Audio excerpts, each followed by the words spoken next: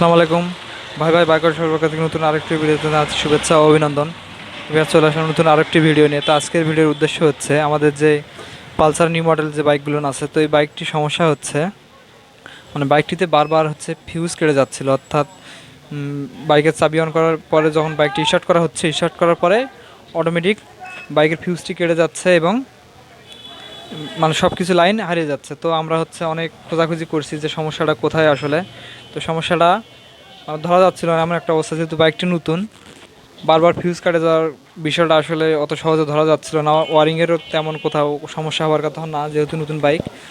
তো অনেক চেষ্টার পরে আমরা হচ্ছে বারবার ফিউজ লাগাচ্ছিলাম, ফিউজ কাটে যাচ্ছিল। তো যেটা বললাম সেটা হচ্ছে এখানে ফিউজ, এই নতুন বাইকগুলোতে ফিউজ থাকে দুইটা, অর্থাৎ আপনার এখানে দশ দশ এম্পিয়ার এবং 15 এম্পিয়ারের দুইটা ফিউজ আছে। তো এখানে 15 এম্পিয়ার যে ফিউজটি এটি ঠিক, এটা হচ্ছে ঠিক ছিল, অর্থাৎ এটি কাটতেছিল না। কিন্তু এখানে যে 10 এম্পিয়ারের যে ফিউজটা, এই ফিউজটি বারবার কেটে যাচ্ছিল। তো মূলত এখানে এই ফিউজটা কাটার কারণে বাইকে হচ্ছে হরেন, তারপরে সাইড লাইট বা সিগন্যাল লাইট বা হেডলাইট এগুলো জ্বলতেছিল না, শুধু সেলফ হচ্ছিল।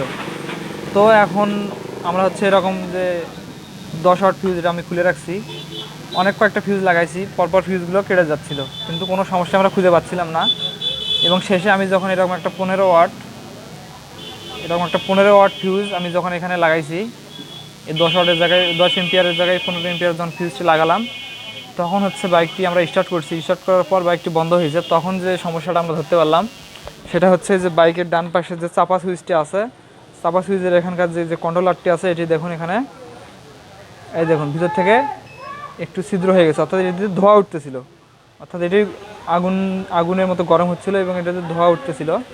সেক্ষেত্রে আমরা ধরে নিলাম যে এই কন্ট্রোলারটি নষ্ট হয়ে গেছে, সেই জন্য ফিউজটি কাটতেছিল।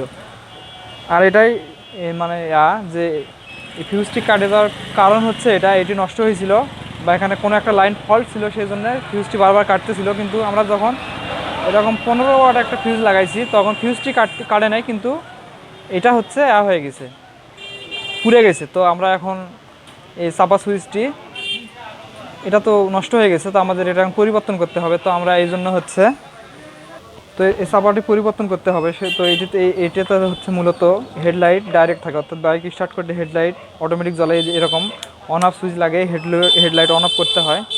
তো সেজন্য হচ্ছে আমরা এই চাপাটা লাগাবো, যেটাতে হচ্ছে আপনার হেডলাইট পার্কিং সুইচ থাকবে। এটাতে কিন্তু নেই, দেখুন এটাতে কিন্তু নেই, এটাতে আছে। তো আমরা এই চাপাটা বাদ দিয়ে এই চাপা সুইচটি লাগাবো। তো এটাই আসলে মূলত যে কারণটা, ফিউজ কাটার কারণ কী ছিল সেটা আমরা পাইছি, এবং হচ্ছে আগের যে চাপাটা ছিল সেটি পরিবর্তন করে নতুন চাপা কীভাবে আপনারা এই বাইকে লাগাবেন সেই উদ্দেশ্যে আর কি ভিডিওটা। তো ভিডিওটা অবশ্যই পুরোটা দেখবেন, তাহলে বুঝতে পারবেন যে এই চাপাটা কীভাবে লাগাতে হয় আর ফিউজ কাটার কারণ নতুন বাইকের কী হতে পারে।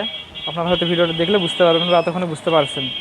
তো সঙ্গে থাকুন, আমি হচ্ছে হেডলাইট এগুলো সব খুলে নিয়ে চাপা সুইচটি এখানে ইনস্টল করব। তো হচ্ছে আমি যে বলছিলাম যে এটা পুড়ে গেছে বা নষ্ট হয়ে গেছে, আমি সেটা এখন আপনাদের প্র্যাকটিক্যালে দেখাই। দেখুন যে ফিউজটি বারবার কেন কাটতেছিল। তো আমি যদি হচ্ছে বাইকের চাবি অন করি, এখন কিন্তু বাইকটি সেলফ নিবে। আমি কিল সুইচ অফ করা আছে, কিল সুইচ অন করে দিলাম, দেখুন বাইকটা কিন্তু সেলফ নিচ্ছে, সেলফ স্টার্ট হচ্ছে, কিন্তু কোথাও লাইন আসতেছে না, হর্ন বাজতেছে না, ইন্ডিকেটর জ্বলতেছে না। তো এখন যে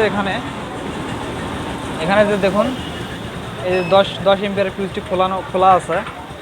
তো আমরা যদি এখন এই ফিউজটি এখানে দিয়ে দেই, বা ফিউজে এরকম একটা ফিউজ দিলেও হবে, অথবা যদি লাইন দুটো সংযোগ দুটো আমরা দিয়ে দেই এরকম কিছু একটা দিয়ে।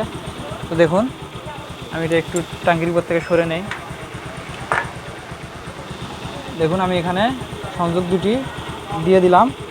এখন দেখুন এখন কিন্তু মিটারে হেডলাইট লাইট আসছে, আর এখানে দেখুন এটাতে কিন্তু ধোঁয়া উঠতেছে। দেখুন আপনারা তো বুঝতে পারছেন যে এটাতে কেমন ধোঁয়া বেরোচ্ছে।